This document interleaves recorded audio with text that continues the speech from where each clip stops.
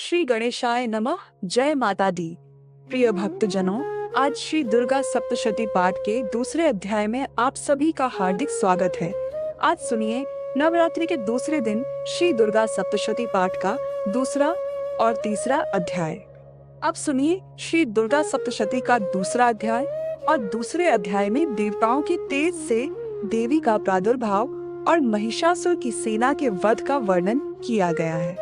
आइए अब हम सब मिलकर माँ भगवती का ध्यान करके आज के अध्यायों का शुभारंभ करते हैं। मैं कमल के आसन पर बैठी हुई प्रसन्न मुख वाली महिषासुर मर्दिनी भगवती महालक्ष्मी जी का भजन करती हूँ, जो अपने हाथों में अक्षमाला, फरसा, गदा, बाण, वज्र, पद्म, धनुष, कुंडिका, दंड, शक्ति, खड़ग, ढाल, शंख, घंटा, मधुपात्र, शूल, पाश और चक्र धारण करती है। मार्कंडेय ऋषि कहते हैं, पूर्व समय में देवताओं और असुरों में पूरे 100 वर्ष तक घोर संग्राम हुआ था।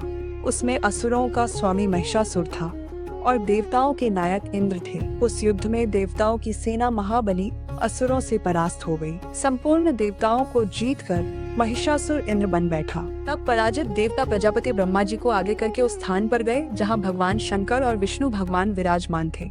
देवताओं ने महिषासुर के पराक्रम तथा अपनी पराजय का यथावत वृतांत उन दोनों देवेश्वरों से विस्तार पूर्वक कह सुनाया। वे बोले, भगवान महिषासुर सूर्य, इंद्र, अग्नि, वायु, चंद्रमा, यम, वरुण तथा अन्य देवताओं के भी अधिकार छीनकर स्वयं ही सबका अधिष्ठाता बन बैठा है।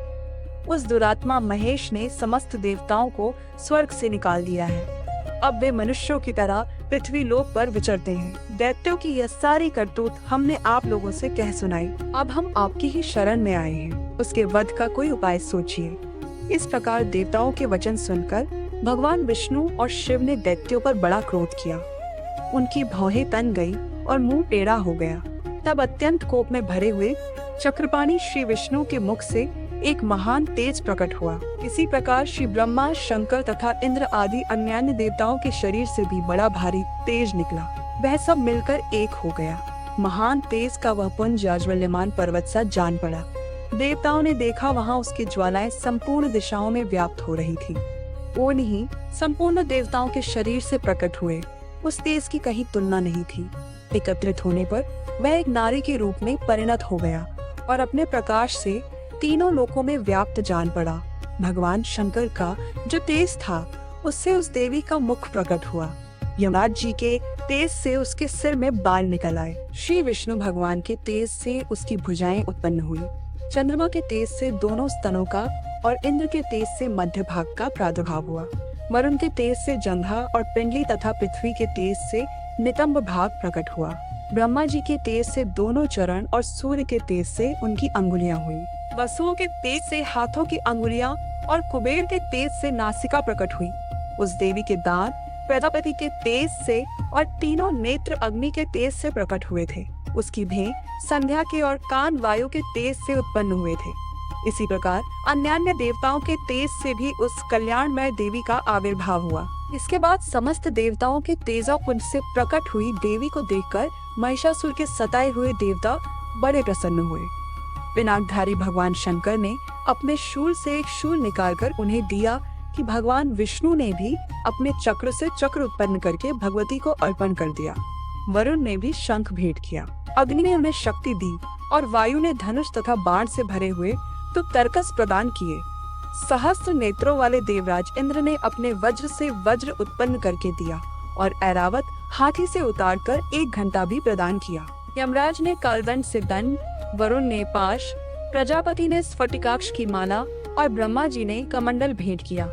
सूर्य ने देवी के समस्त रोमकूपों में अपनी किरणों का तेज भर दिया। काल ने उन्हें चमकती हुई ढाल और तलवार दी।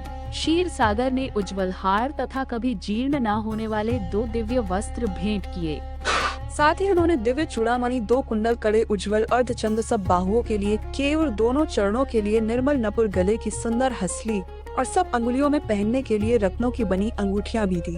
विश्वकर्मा ने उन्हें अत्यंत निर्मल फरसा भेंट किया। साथ ही अनेक प्रकार के अस्त्र और अभेद कवच दिए। इनके सिवा मस्तक और वक्ष स्थल पर धारण करने के लिए कभी ना कुंडलाने वाले कमलों की मालाएं दी।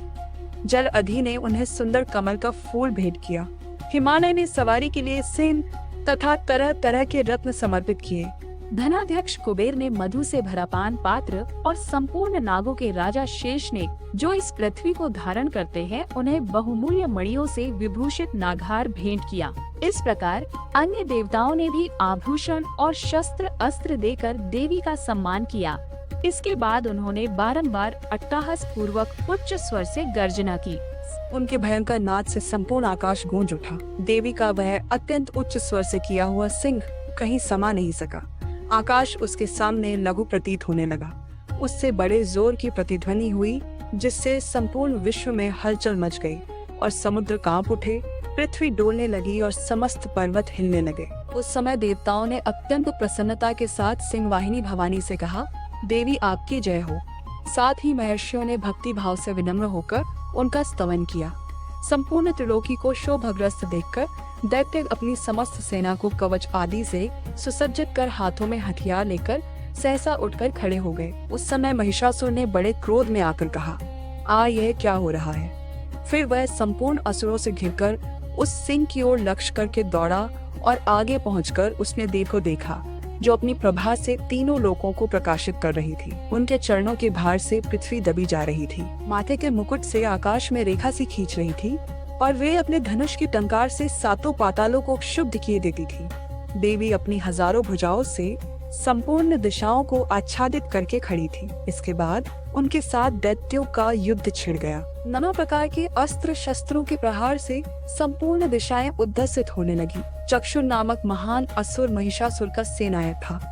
वह देवी के साथ युद्ध करने लगा। अन्य दैत्यों की चतुरंगनी सेना साथ लेकर चामर भी लड़ने लगा। 60,000 रथियों के साथ आकर उद्ग्र नामक महादैत्य ने लोहा लिया। 1 करोड़ रथियों को साथ लेकर महानु नामक दैत्य युद्ध करने लगा, जिसके रोए तलवार के समान तीखे थे। वह असीलोमा नाम का महादैत्य 5 करोड़ रथी सैनिकों सहित युद्ध में आ डटा। 60 लाख रथियों से घिरा हुआ बास्कर नामक दैत्य भी उस युद्ध भूमि में लड़ने लगा। परिवारित नामक राक्षस हाथी सवार और घुड़सवारों के अनेकों दल तथा 1 करोड़ रथियों की सेना लेकर युद्ध करने लगा। बिडाल नामक दैत्य 5 अरब रथियों से गिरकर लोहा लेने लगा। इनके अतिरिक्त और भी हजारों महादैत्य रथ, हाथी और घोड़ों की सेना साथ लेकर महादेवी के साथ युद्ध करने लगे। स्वयं महिषासुर उस रणभूमि में कोटि कोटि सहस्त्र हाथी और घोड़ों की सेना से घिरा हुआ खड़ा था। वे दैत्य देवी के साथ तोमर, भिंदीपाल, शक्ति, मूसल, खटक, परशु और पट्टिश आदि अस्त्र शस्त्रों का प्रहार करते हुए युद्ध कर रहे थे। कुछ दैत्यों ने उन पर शक्ति का प्रहार किया, कुछ लोगों ने पाश फेंके और कुछ दूसरे दैत्यों ने खड़क प्रहार करके देवी को मार डालने का उद्योग किया। देवी ने भी क्रोध में भरकर खेलक में ही अपने अस्त्र शस्त्रों की वर्षा करके दैत्यों के वे समस्त अस्त्र शस्त्र काट डाले। उनके मुख पर परिश्रम या थकावट का रंच मात्र भी चिन्ह नहीं था। देवता और ऋषि उनकी स्तुति करते थे और वे भगवती परमेश्वरी दैत्यों के शरीरों पर अस्त्र शस्त्रों की वर्षा करती रही। देवी का वाहन सिंह भी क्रोध में भरकर गर्दन के बालों को हिलाता हुआ असुरों की सेना में इस प्रकार विचरने लगा, मानो वनों में दावानल फैल रहा हो। रणभूमि में दैत्यों के साथ युद्ध करती हुई अंबिका देवी ने जितने निश्वास छोड़े, वे सभी तत्काल सैकड़ों हजारों गणों के रूप में प्रकट हो गए और परशुद, भिंदीपाल, खड्ग तथा पट्टिश आदि अस्त्रों द्वारा असुरों का सामना करने लगे। देखिए, शक्ति से बढ़े हुए वे गण असुरों का नाश करते हुए नगाड़ा और शंख आदि बाजे बजाने लगे। उस संग्राम महोत्सव में कितने ही गण मृदंग बजा रहे थे। इसके बाद देवी ने त्रिशूल से, गदा से, शक्ति की वर्षा से और खड़ग आदि से सैकड़ों महादैत्यों का संहार कर डाला। कितनों को घंटे के भयंकर नाद से मूर्छित करके मार गिराया। बहुत तेरे दैत्यों को पारस से बांधकर धरती पर घसीटा। कितने ही दैत्य उनकी तीखी तलवार की मार से 2-2 टुकड़े हो गए। कितने ही गधा की चोट से घायल होकर धरती पर सो गए। कितने ही मूसल की मार से अत्यंत आहत होकर रक्त वमन करने लगे। कुछ दैत्य शूल से छाती फट जाने के कारण पृथ्वी पर ढेर हो गए। उस रणांगण में बाण समूहों की वृष्टि से कितने ही असुरों की कमर टूट गई। बाज की तरह झपटने वाले देव पीड़क दैत्य अपने प्राणों से हाथ धोने लगे। किन्हीं की बाहें छिन्न भिन्न हो गई, कितनों की गर्दनें कट गई। कितने ही दैत्यों के मस्तक कट कट कर गिरने लगे। कुछ लोगों के शरीर मध्य भाग में ही विदर्ण हो गए। कितने ही महादैत्य जांघें कट जाने से पृथ्वी पर गिर पड़े। कितनों को ही देवी ने एक बार एक पैर और एक नेत्र वाले करके 2 टुकड़ों में चीर डाला। कितने ही दैत्य मस्तक कट जाने पर भी गिरकर उठ जाते और फिर केवल धड़ के ही रूप में अच्छे अच्छे हथियार हाथ में लेकर देवी के साथ युद्ध करने लगते। दूसरे कब युद्ध के बाजों की लय पर नाचते थे। कितने ही बिना सिर के धड़ हाथों में खड़ग शक्ति और इष्टि दौड़ते थे और दूसरे महादैत्य ठहरो ठहरो यह कहते हुए देवी को युद्ध के लिए ललकारते थे। जहाँ वह घोर संग्राम हुआ था वहाँ की धरती देवी के गिराए हुए रथ, हाथी, घोड़े और असुरों की लाशों से ऐसी पट गई थी कि वहाँ चलना फिरना असंभव हो गया था। दैत्यों की सेना में हाथी, घोड़े और असुरों के शरीरों से इतनी अधिक मात्रा में रक्तपात हुआ था कि थोड़ी ही देर में वहाँ खून की बड़ी बड़ी नदियां बहने लगी। जगदम्बा ने असुरों की विशाल सेना को क्षण भर में ही नष्ट कर दिया, ठीक उसी तरह जैसे तिनके और काठ के भारी ढेर को अग्नि कुछ ही क्षणों में भस्म कर देती है। और वह सिंह भी गर्दन के बालों को हिला हिला कर जोर जोर से गर्जना करता हुआ दैत्यों के शरीर से मानो उनके प्राण चुन लेता था। महादेव के गणों ने भी उन महादैत्यों के साथ ऐसा युद्ध किया जिससे आकाश में खड़े हुए देवता गण उन पे बहुत संतुष्ट हुए और फूल बरसाने लगे। इस प्रकार श्री मार्कंडेय पुराण में सावर्णिक मनवंतर की कथा के अंतर्गत देवी महात्म्य में महिषासुर की सेना का वध नामक दूसरा अध्याय पूर्ण हुआ। अब सुनिए तीसरा अध्याय जिसमें सेनापतियों सहित महिषासुर के वध का वर्णन किया गया है। सबसे पहले हम सभी मिलकर माँ जगदम्बा का ध्यान करते हैं। जगदम्बा के श्री अंगों की कांत उदय काल के सहस्त्रों सूर्यों के समान है। वे लाल रंग की रेशमी साड़ी पहने हुए हैं। उनके गले में मुंडमाला शोभा पा रही है। दोनों स्तनों पर रक्त चंदन का लेप लगा है। वे अपने कर कमलों में जप मालिका, विद्या और अभय तथा वर नामक मुद्राएं धारण किए हुए हैं। तीनों नेत्र से सुशोभित मुखारविंद की बड़ी शोभा हो रही है।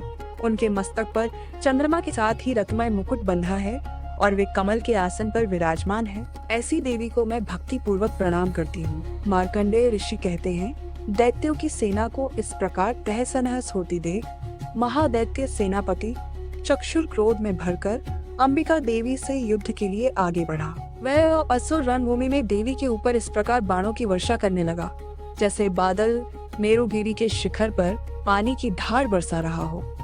तब देवी ने अपने बाणों से उसके बाण समूह को अनायास ही काट कर उसके घोड़ों और सारथी को भी मार डाला। साथ ही उसके धनुष तथा अत्यंत ऊंची ध्वजा को भी तत्काल काट गिराया। धनुष कट जाने पर उसके अंगों को अपने बाणों से बीध डाला। धनुष, रथ, घोड़े और सारथी के नष्ट हो जाने पर वह असुर ढाल और तलवार लेकर देवी की ओर दौड़ा। उसने तीखी धार वाली तलवार से सिंह के मस्तक पर चोट करके देवी की भी बाई भुजा में बड़े वेग से प्रहार किया। राजन देवी की बाह पर पहुंचते ही वह तलवार टूट गई। फिर तो क्रोध से लाल आंखें करके उस राक्षस ने शूल हाथ में लिया और उसे उस महादैत्य ने भगवती भद्रकाली के ऊपर चलाया। वह शूल आकाश से गिरते हुए सूर्य मंडल की भांति अपने तेज से प्रज्वलित हो उठा। उस शूल को अपनी ओर आते देखने भी शूल का प्रहार किया। उससे राक्षस के शूल के सैकड़ों टुकड़े हो गए। साथ ही महादैत्य चिक्षुर की भी धज्जियां उड़ गई और वह प्राणों से हाथ धो बैठा। महिषासुर के सेनापति उस महापराक्रमी चक्षुर के मारे जाने पर देवताओं को पीड़ा देने वाला चामर हाथी पर चढ़कर आया। उसने देवी के ऊपर शक्ति का प्रहार किया, किंतु जगदम्बा ने उसे अपने हुंकार से ही आहत और निष्प्रभ करके तत्काल पृथ्वी पर गिरा दिया। शक्ति टूटकर गिरी हुई देख चामर को बड़ा क्रोध हुआ। अब उसने शूल चलाया, किंतु देवी ने उसे भी अपने बाणों द्वारा काट डाला। इतने में ही देवी का सिंह उछलकर हाथी के मस्तक पर चढ़ बैठा और उस दैत्य के साथ खूब जोर लगाकर बहुयुद्ध करने लगा। वे दोनों लड़ते लड़ते हाथी से पृथ्वी पर आ गए और अत्यंत क्रोध में भरकर एक दूसरे पर बड़े भयंकर प्रहार करते हुए लड़ने लगे। इसके बाद सिंह बड़े वेग से आकाश की ओर उछला और उधर से गिरते समय उसने पंजों की मार से चामर का सिर धड़ से अलग कर दिया। इसी प्रकार उदग्र भी शिला और वृक्ष आदि की मार खाकर रणभूमि में देवी के हाथों मारा गया तथा कराल भी दांतों, मुक्कों और थप्पड़ों की चोट से धराशायी हो गया। क्रोध में भरी हुई देवी ने गदा की चोट से उद्धत का कछुमर निकाल दिया।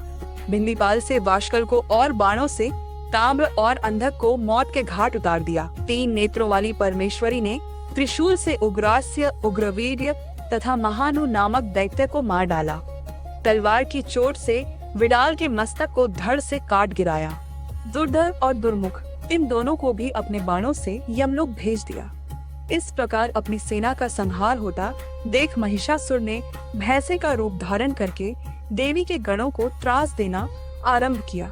किन्ही को थूथन से मारकर, किन्ही के ऊपर खुरों का प्रहार करके, किन्ही को पूंछ से चोट पहुंचाकर, कुछ को सींगों से विदर्ण करके, कुछ गणों को वेग से, किन्ही को सिंहनाद से, कुछ को चक्कर देकर और कितनों को निश्वास वायु के झोंकों से धराशायी कर दिया। इस प्रकार गणों की सेना को गिराकर वह असुर महादेवी के सिंह को मारने के लिए झपटा। इससे जगदम्बा को बड़ा क्रोध हुआ। उधर महापराक्रमी महिषासुर भी क्रोध में भरकर धरती को खुरों से खोदने लगा और अपने सींगों से ऊंचे ऊंचे पर्वतों को उठाकर फेंकने और गरजने लगा। उसके वेग से चक्कर देने के कारण पृथ्वी शुद्ध होकर फटने लगी। उसकी पूंछ से टकराकर समुद्र सब ओर से धरती को डुबोने लगा। हिलते हुए सींगों के आघात से विदर्ण होकर बादलों के टुकड़े टुकड़े हो गए। उसके श्वास की प्रचंड वायु के वेग से उड़े हुए सैकड़ों पर्वत आकाश से गिरने लगे। इस प्रकार क्रोध में भरे हुए उस महादैत्य को अपनी ओर आते देख चंडिका ने उसका वध करने के लिए महान क्रोध किया। उन्होंने पाश फेंककर उस महान असुर को बांध दिया। उस महासंग्राम में बंध जाने पर उसने भैंसे का रूप त्याग दिया और तत्काल सिंह के रूप में वह प्रकट हो गया। उस अवस्था में जगदम्बा ज्यों ही उसका मस्तक काटने के लिए उद्यत हुई, त्यों ही वह खटकधारी पुरुष के रूप में दिखाई देने लगा। तब देवी ने तुरंत ही बाणों की वर्षा करके ढाल और तलवार के साथ उस पुरुष को भी बीध डाला। इतने में ही वह महान गजराज के रूप में परिणत हो गया और अपनी सूंड से देवी के विशाल सिंह को खींचने और गरजने लगा। खींचते समय देवी ने तलवार से उसकी सूंड काट डाली। तब उस महादैत्य ने पुनः भैंसे का शरीर धारण कर लिया और पहले की ही तरह चराचर प्राणियों सहित तीनों लोकों को व्याकुल करने लगा। तब क्रोध में भरी हुई जगन माता चंडिका बारंबार उत्तम मधु का पान करने और लाल लाल आंखें करके हंसने लगी। उधर वह बल और पराक्रम के मध्य से उन्मत्त हुआ, राक्षस गरजने लगा और अपने सींगों से चंडी के ऊपर पर्वतों को फेंकने लगा। उस समय देवी अपने बाणों के समूह से उसके फेंके हुए पर्वतों को चूर्ण करती हुई बोली। बोलते समय उनका मुख मधु के मध्य से लाल हो रहा था और वाणी लड़खड़ा रही थी। देवी ने कहा, ओ मूर्ख, मैं जब तक मधु पीती हूँ तब तक तू क्षण भर के लिए खूब गरज ले। मेरे हाथ से यही तेरी मृत्यु हो जाने पर अब शीघ्र ही देवता भी गरज ना करेंगे। ऋषि कहते हैं, ऐसा कहकर देवी उछली और उस महातत्व के ऊपर चढ़ गई। फिर अपने पैर से उसे दबाकर उन्होंने शूल से उसके कंठ में आघात किया। उनके पैर से दबा होने पर भी महिषासुर अपने मुख से दूसरे रूप में बाहर होने लगा। अभी आधे शरीर से ही वह बाहर निकलने पाया था कि देवी ने अपने प्रभाव से उसे वहीं रोक दिया। आधा निकला होने पर भी वह महादैत्य देवी से युद्ध करने लगा। तब देवी ने बहुत बड़ी तलवार से उसका मस्तक काट गिराया। फिर तो हाहाकार करती हुई दैत्यों की सारी सेना भाग गई और संपूर्ण देवता अत्यंत प्रसन्न हो गए। तब देवताओं ने दिव्य महर्षियों के साथ दुर्गा देवी का स्तवन किया। गंधर्वराज गाने गाने लगे और अप्सराएं नृत्य करने लगी। जय माता दी। इस प्रकार श्री मार्कंडेय पुराण में सावर्णिक मनवंतर की कथा के अंतर्गत देवी महात्म्य में महिषासुर वध नामक तीसरा अध्याय पूर्ण हुआ। ऋग्वेदोक्त देवी सूक्तम पाठ देवी भगवती बोली, मैं रुद्र, वसु, आदित्य और विश्वदेव रूप से सर्वत्र विचरती हूँ। मित्र, वरुण, इंद्र, अग्नि और अश्विनी कुमारों को भी मैंने ही धारण कर रखा है। सोम, याग, विश्वकर्मा, सूर्य और ईश्वर नाम के देव मैंने ही धारण कर रखे हैं, जो देवताओं के उद्देश्य से प्रचुर हव युक्त तथा सोम, याग आदि का अनुष्ठान करते हैं। उन यजमानों का फल मुझ में विद्यमान है। इस ब्रह्मांड की अधिष्ठात्री तथा पार्थिव और अपार्थिव देने वाली मैं ही हूँ। ब्रह्म साक्षात संवित ज्ञान रूपा मैं हूँ। यह ज्ञान ही सब उपासनाओं का मूल है। मैं ही अंत्यज जीवों में प्रविष्ट हूँ। देवता इस प्रकार अनेक भावों से मेरी उपासना करते हैं। जीव जो अन्न आदि खाद्य द्रव्य भक्षण करता है, देखता है, वह प्राण धारण करता है तथा सुनता है, यह सब क्रियाएं मेरे द्वारा ही सिद्ध होती है। जो मुझको इस दृष्टि से नहीं देख सकते वे नाश को प्राप्त होते हैं। हे सौम्य, तुमसे जो तत्व कहे हैं उन्हें श्रद्धा पूर्वक सुनो। मैं यह उपदेश स्वयं दे रही हूँ। देवता और मनुष्यों द्वारा यही सेवित है। मैं जिसे चाहती उसे उच्च पद प्रदान करती हूँ, ब्रह्म बनाती हूँ तथा ऋषि और सर्व ज्ञान संपन्न सुमेधा बनाती हूँ। रुद्र के लिए धनुष खींचती हूँ। इस प्रकार मैं सर्वत्र व्याप्त हूँ। मेरी आत्मा ने जगत पिता को उत्पन्न किया है। इसके ऊपरी भाग में आनंदमय कोश के अंदर विज्ञानमय कोश में मेरा कारण अवस्थित है। मैं समस्त भवनों में प्रविष्ट होकर रहती हूँ। स्वर्ग लोक में मेरे शरीर से स्पष्ट है। मैं जलवायु की भांति प्रतीत होती हूँ। तभी यह सारी सृष्टि आरंभ होती है। इस स्वर्ग तथा मृत्यु लोक के परे मैं भी वर्तमान हूँ। यही तो मेरी महिमा है। माँ दुर्गा से क्षमा प्रार्थना। हे परमेश्वरी, मेरे द्वारा रात दिन सहस्त्रों अपराध होते रहते हैं। अपनी भक्त समझकर मेरे उन अपराधों को आप कृपा पूर्वक क्षमा करो। हे परमेश्वरी, मैं आह्वान करना नहीं जानती, विसर्जन करना नहीं जानती तथा पूजा करने का ढंग भी नहीं जानती। मुझे क्षमा करो। हे देवी, हे सुरेश्वरी, मैंने जो मंत्रहीन, क्रियाहीन और भक्तिहीन पूजन किया है वह सब आपकी कृपा से पूर्ण हो। सैकड़ों अपराध करके भी जो आपकी शरण में जय जगदम्बे कहकर पुकारता है उसे वह गति प्राप्त होती है जो ब्रह्मादि देवताओं के लिए भी सुलभ नहीं है। हे जगदम्बिके, मैं अपराधी हूँ किंतु आपकी शरण में आई हूँ। इस समय दया की पात्र हूँ। आप जैसा चाहो करो।